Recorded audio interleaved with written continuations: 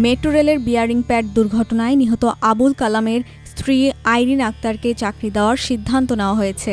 শিক্ষাগত যোগ্যতার কাগজপত্র দেখে পদ নির্ধারণ করা হবে বলে জানিয়েছে মেট্রো রেল কর্তৃপক্ষ।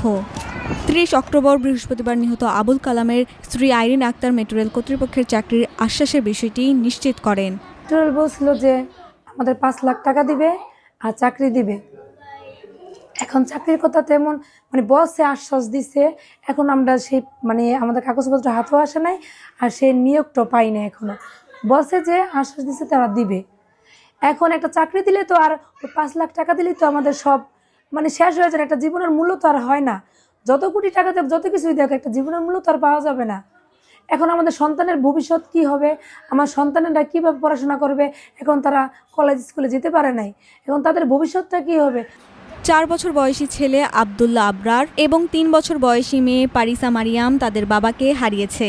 এখনও সন্তানেরা খুঁজে বেড়ায় বাবাকে। ক্ষতিপূরণের টাকা বা চাকরির আশ্বাস কোনোটাই নিহত আবুল কালামের জীবনের মূল্য কোনোভাবেই পূরণ হবে না বলে জানান আইরিন। মা চৌধুরী আগে বলছে যে মেয়ের পাসপোর্ট করাবে, মেয়ের চোখে চিকিৎসা করাবে, এটা সে বলে গেছে।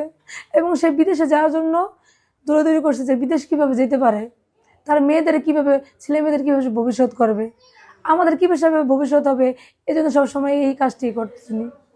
এখন সে নাই, এই কাজ সে কে করবে? শুধু এই অসচেতন হওয়ার কারণে, এই মেট্রো রেলের গাফলতির এই কাজটা হওয়ার কারণে আজকে আমার এক স্বামী হারাই, তারা বাবা হারায়। এই বয়সে তারা এতিম হয়ে গেছে। তারা বাবার মতো কি বোঝে, এখনো তো বাবার ভালোবাসা তেমন পাইনি। আর আমার স্বামীর ২ সন্তান আব্দুল্লাহ ও পারিসার ভবিষ্যতের জন্য এককালীন ক্ষতিপূরণ প্রদানের দাবি নিহত আবুল কালামের স্ত্রীর বড় ভাইয়ের। তার সন্তান দুইটা তো এখনো বুঝে না কিছু, ভবিষ্যতে বড় হইব, বাবার আদর তার পাইল না। তো এটাই সরকারের কাছে হইতো যেন সন্তান দুইটা যেন মানুষ করতে পারবে। সরকার দেখবো এটা যেন কীভাবে মানুষ করতে পারে, তার যেন কোনো যেন সমস্যা না হয়, এদিকে খেয়াল রাখার জন্য।